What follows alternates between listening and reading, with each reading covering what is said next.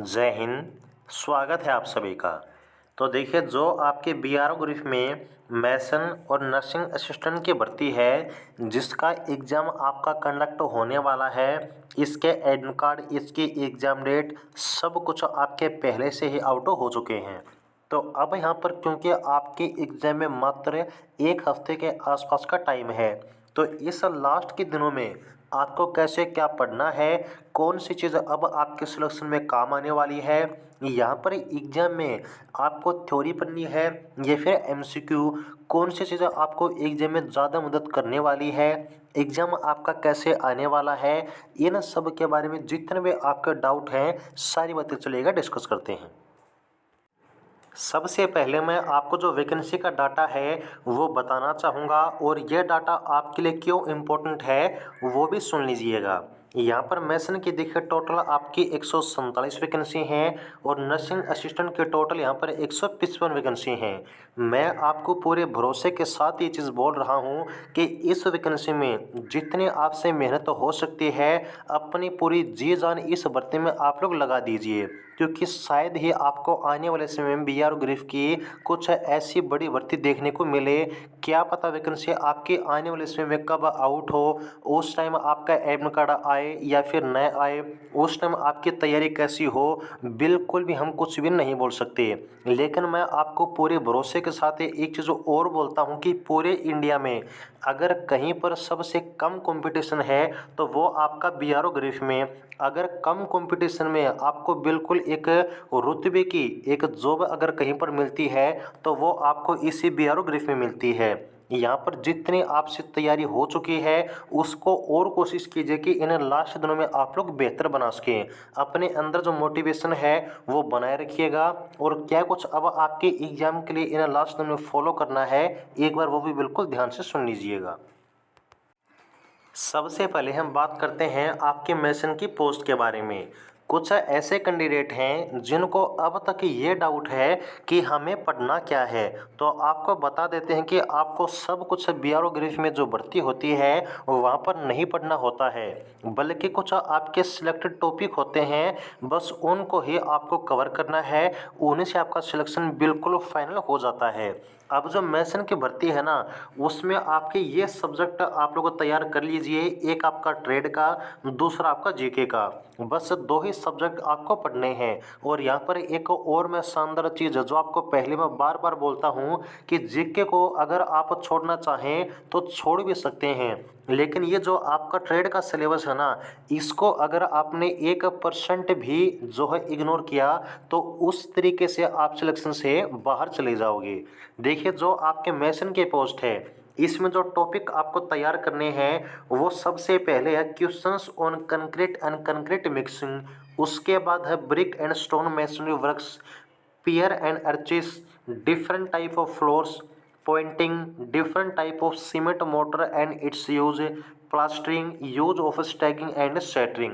बस ये टॉपिक बिल्कुल अच्छे तरीके से पढ़ लीजिए, और इनको भी ऐसा नहीं है कि आपको बिल्कुल डीपली जो है कवर करना है, बस आपको इनके बारे में एक मोटी सी नॉलेज होनी चाहिए कि आपको ये चीज़ें कैसे फॉलो करनी होती हैं, इनमें आपकी क्या चीज़ें जो है मटेरियल के तौर पर आपकी यूज की जाती हैं, इनको अप्लाई कैसे किया जाता है। यहाँ पर हमारे अगर बात करें कि एक सोशल लाइफ में इनका क्या वर्क होता है, ये सब आपको चीज़ें पता होनी चाहिए। बस आराम से जो क्वेश्चन है वो आप लोग पूरे के पूरे अटेम्प्ट कर दोगे, और क्योंकि आपके एग्जाम में नेगेटिव मार्किंग नहीं होगी तो वहाँ पर आप जो तुक्का है वो भी लगा सकेंगे अगर आपको किसी क्वेश्चन में डाउट रहता है।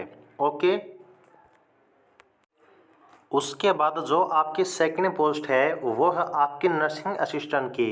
इसमें जो आपको टॉपिक तैयार करने हैं वो सेम आपके मैसन की तरह हैं। सबसे पहले है आपका ट्रेड का सिलेबस, और उसके बाद है आपका जीके का सिलेबस। यहाँ पर देखिए, जो आपका जीके का पोर्शन है इसमें आपका जीके और जो करंट अफेयर है वो दोनों ही आपके शामिल होते हैं। ट्रेड का जो आपका सिलेबस है इसमें जो आपने पीछे पढ़ाई की है ना वही आपके काम आने वाली है, कुछ ऐसा नहीं है कि जो आपको नई तरीके से पढ़ना हो। जो टॉपिक आपके ट्रेड के दिए गए हैं जैसे कि administration of drugs, use and dose of drugs, first aid, types of beds and bed making, hygiene and sanitation, nursing या फिर care of patients, procurement and storage of medicine, sterilisation of surgical equipments. बस ये आपके वो topic हैं जिनसे आपके exam में क्वेश्चन आने वाले हैं। और अगर यहाँ पर इन सब टॉपिक के बारे में आपको थोड़ी सी भी नॉलेज है ना, बिल्कुल आराम से एग्जाम आप लोग क्लियर कर देंगे, क्योंकि कंपटीशन आपका बिल्कुल न के बराबर है। जितने बच्चे आपके एग्जाम में बुलाए गए हैं उनमें कुछ तो आपके एब्सेंट भी होंगे, कुछ बच्चे ऐसे होंगे जो बिना तैयारी के जाएंगे। यानी कि कहने का मतलब ये है कि अगर थोड़ी सी भी मेहनत आप लोग कर लेंगे ना, आराम से सिलेक्शन आपका हो जाएगा। अब एग्जाम में आपकी क्या चीज़ें रहने वाली हैं, वैसे तो मैं चीज़ें आपको पहले बता भी चुका हूँ, लेकिन एक मोटिवेशन के तौर पर ताकि आपको सारी चीज़ों का थोड़ा सा आइडिया हमेशा बना रहे, तो वो एक बार फिर से आप लोग सुन लीजिए।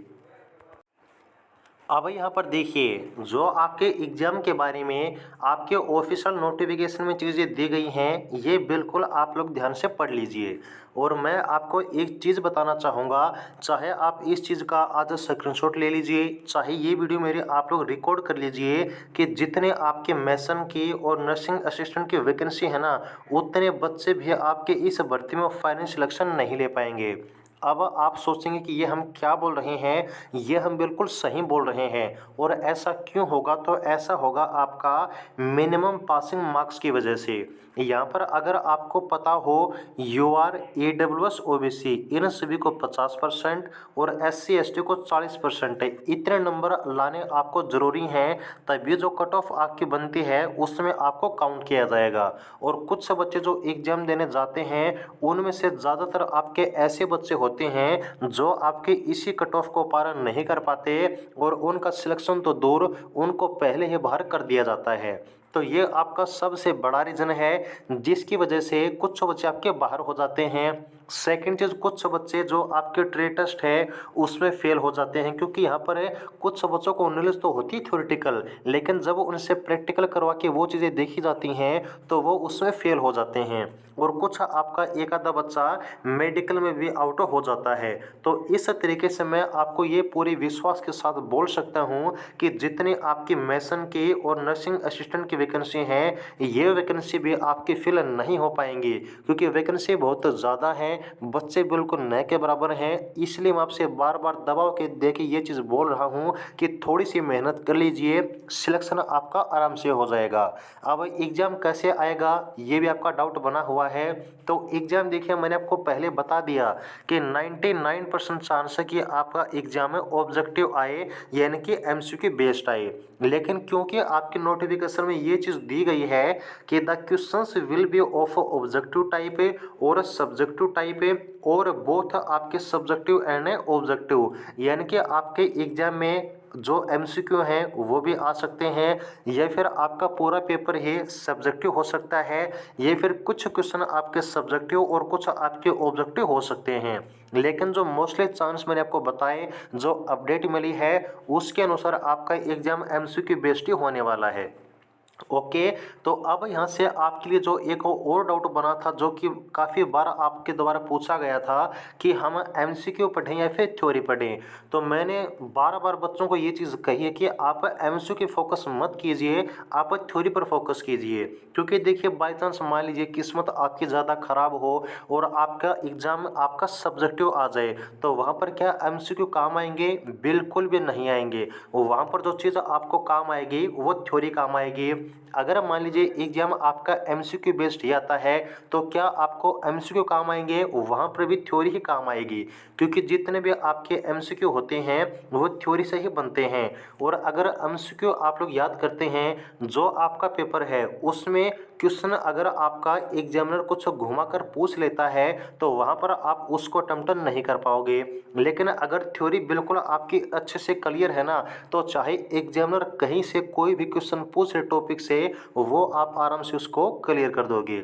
इसलिए मैं बार बार कहता हूँ कि MCQ पर इतना फोकस मत कीजिए, पहले थ्योरी कंप्लीट कीजिए। अगर आपने थ्योरी बिल्कुल अच्छे से कंप्लीट कर ली है, कवर कर ली है, तब आप MCQ कवर कीजिए, और वो भी आप प्रैक्टिस के तौर पर। ऐसा नहीं करना है कि आप MCQ को रटने लग जाओ। थ्योरी क्लियर करो। थ्योरी क्लियर करने के बाद आप प्रैक्टिस लगाओ कि आप एमसीक्यू से कितने क्वेश्चन सही कर पाते हैं। ओके, इस तरीके से आपको पढ़ाई करनी है और आपके पास अभी भी एक हफ्ते का टाइम है और मैं आपको इतना विश्वास दिलाता हूं कि एक हफ्ते में भी आप इतनी तैयारी कर सकते हैं कि एग्ज़ाम को आप लोग क्वालिफाई कर दें। ओके, क्योंकि सिलेबस आपका इतना ज़्यादा नहीं है। जिन बच्चों के पास देखिए पहले से नोट्स अवेलेबल हैं, जिनके पास बुक्स अवेलेबल है, यानी कि पढ़ने के लिए अगर आपके पास कंटेंट अवेलेबल है आप उसको पढ़िए। हम नहीं कहते आप हमारे नोट्स लीजिए, कोई ज़रूरी नहीं है। अगर आपके पास से डाटा है, अगर आपके पास कंटेंट है, उसको पढ़ लीजिए। बार बार इधर उधर से नोट्स लेने में कोई फ़ायदा नहीं है। लेकिन अगर आपके पास से कंटेंट अवेलेबल नहीं है तो आप हमारे पास से नोट्स ले सकते हैं मैसन या फिर नर्सिंग असिस्टेंट की भर्ती के लिए, जिसके लिए आपको व्हाट्सएप नंबर दिया हुआ है नीचे 9306 38 526। यहाँ पर आप लोग कॉन्टैक्ट कीजिएगा और स्पेशल नोट्स आप लोग ले लीजिएगा। हमारा जो मेन फोकस रहेगा मैं आपको पहले बता देता हूँ कि थ्योरी पर रहेगा। थ्योरी आपको अच्छे से कवर करनी है ताकि क्वेश्चन आपके जैसे भी आए, थ्योरी अगर आपने क्लियर की हो तो आप सभी क्वेश्चन कवर कर देंगे। ओके, और देखिए मैं आपको फिर से एक चीज़ और बता देता हूँ कि किसी का मोटिव होगा नोट्स बेचना, वो अपना काम करेगा क्योंकि हर कोई अपना काम करता है। लेकिन अगर आपने एक जगह से, चाहे हमारे पास से लिए हों या फिर किसी और के पास से लिए हों, उस पर एक बार विश्वास कीजिए, क्योंकि चाहे हम हों या फिर कोई और हो, अपने कंटेंट पर बिल्कुल जी जान से मेहनत करता है। और हमारे नोट से कितने सिलेक्शन हुए हैं ये हम खुद नहीं बोलते, चैनल पर आपका जो प्रूफ है अवेलेबल है, वहाँ पर जाकर आप लोग देख लीजिए कि बीआरओ ग्रुप में अब तक कितने सिलेक्शन हम लोग दे चुके हैं।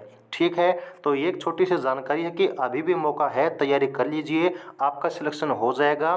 थ्योरी पर फोकस करना है, मैं फिर से बोलता हूँ, एमसीक्यू कवर कीजिएगा लेकिन प्रैक्टिस के तौर पर, ना कि आप उसको थ्योरी के रूप में कवर करने लग जाएं। ठीक है, एग्जाम आपका बिल्कुल 100% में से 99% चांस है कि एमसीक्यू बेस्ड आएगा। 1% कुछ इधर उधर चांस हो जाता है तो वो आपको हमें एग्जाम से पहले बता भी देंगे। ठीक है, तो ये थी जानकारी, उम्मीद आपको अच्छी लगी होगी। अगर यहाँ से आपको थोड़ी मोटी एक हेल्प मिली हो एग्जाम के लिए तो आप वीडियो को लाइक कर सकते हैं और नोट्स के लिए आपको व्हाट्सएप नंबर दे दिया है, उस पर आप लोग कॉन्टैक्ट कर लीजिएगा। ओके, तो एग्ज़ाम को देखिए, सभी के लिए बेस्ट ऑफ लक है, बस तैयारी में लगे रहिएगा, आपका एग्ज़ाम बिल्कुल गारंटी से क्लियर हो जाएगा। ओके, जुड़े रहिएगा। जय हिंद।